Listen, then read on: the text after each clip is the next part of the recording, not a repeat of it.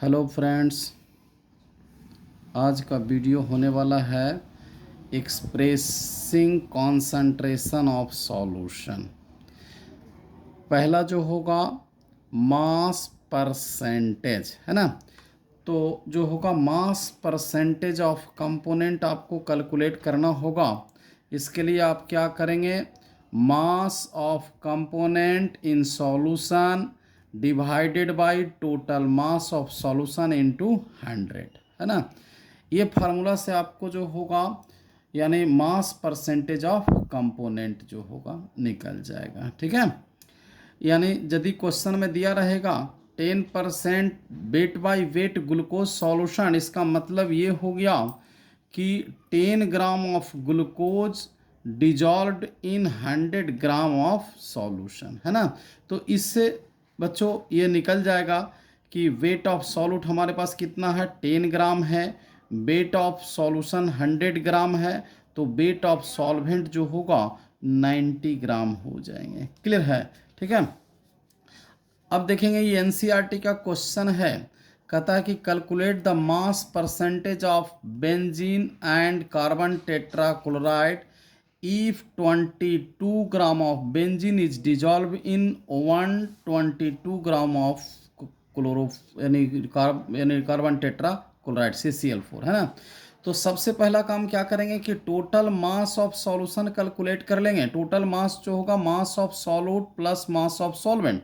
तो mass of solute जो होगा बेंजीन हो गया मास ऑफ सॉल्यूट, और सॉल्वेंट जो होगा यानी कार्बन टेट्राक्लोराइड हो गया। दोनों को जो होगा सम कर देंगे, आपका जो टोटल मास ऑफ सॉल्यूशन जो होगा 144 ग्राम मिल गया। अब जो होगा दोनों कंपोनेंट का निकालना है, तो मास परसेंटेज ऑफ बेंजीन मतलब mass of benzene into 100 divided by total mass of solution, है ना।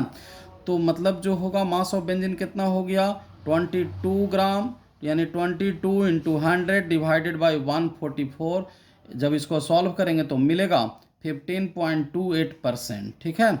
उसी तरह जो होगा सिमिलरली जो होगा मास परसेंटेज ऑफ CCl4 मतलब mass of CCl4 into 100 divided by total mass of solution equal to क्या हो जाएगा, mass of CCl4 122 gram into 100 divided by 144 gram. यहाँ से मिल जाएगा आपको जो होगा मास परसेंटेज ऑफ CCl4, है ना। दूसरा जो कॉन्सेंट्रेशन का टर्म है यानी जो होगा वॉल्यूम परसेंटेज, है ना। वॉल्यूम परसेंटेज है यानी जो होगा V/V, है ना। तो इसके लिए क्या करेंगे, वॉल्यूम परसेंटेज ऑफ कंपोनेंट के लिए आपको क्या करना होगा, volume of component into 100 divided by total volume of solution हो जाएंगे, ठीक है।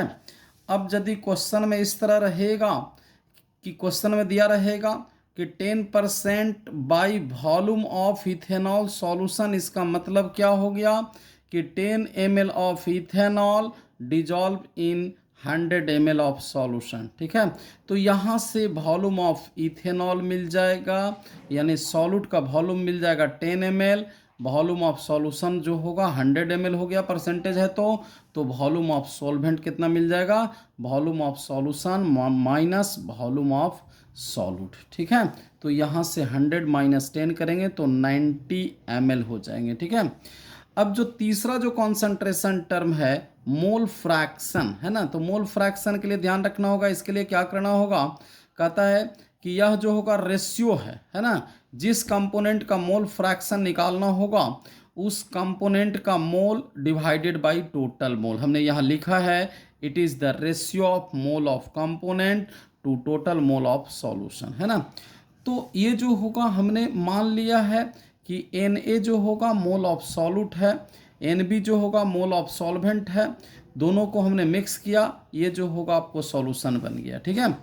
तो हमको जो होगा यानी mole fraction of component A यानी काई A, तो क्या करेंगे, mole of component A divided by mole of A plus mole of B, यानी जो होगा काई A इक्वल टू यानी Na डिवाइडेड बाई Na प्लस Nb, ठीक है।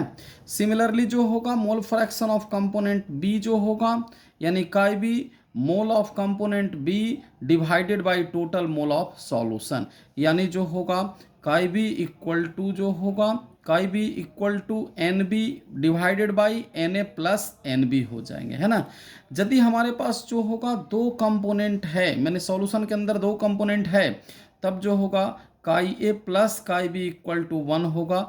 अब सॉल्यूशन के अंदर यदि ढेर सारा कंपोनेंट है ना, तो कहता है कि सारे कंपोनेंट का मोल फ्रैक्शन का सम जो होगा 1 होगा, यानी chi A plus chi B plus chi C plus chi D plus dot dot dot chi N equal to 1 हो जाएंगे। ये रिलेशन याद रखेंगे, काफ़ी काम का रिलेशन है। यानी जो होगा मैंने नीचे लिखा है कि sum of mole fraction of all component in solution is equal to 1 हो जाएंगे। क्लियर है? ठीक है बच्चों, ठीक है।